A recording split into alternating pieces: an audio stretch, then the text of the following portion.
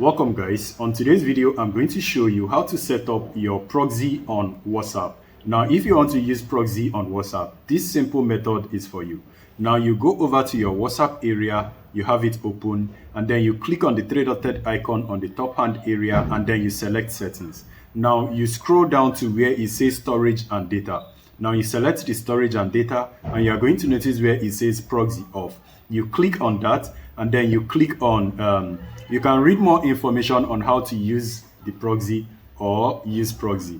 Then if you are ready, you click on setup proxy. Now all you need to do is to type in the proxy host right here, and then after you type in the proxy host, and then you enter in the port on the chat port, then you put in the port that you want to use, and then you save. So once you are done with all of this, you click on the check icon to confirm it. But since I did not put any proxy or anything, I am not going to save anything because I do not want to use proxy. And to also use proxy, you need to actually purchase proxy from proxy sellers.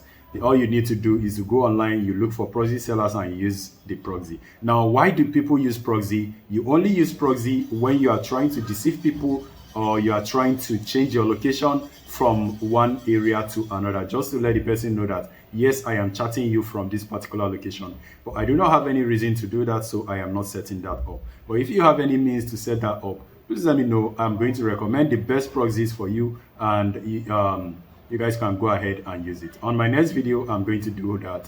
So make sure you learn, or if you have any question regarding this, let me know on the comment section. I will see you guys on my next video. Do stay safe, guys, and peace.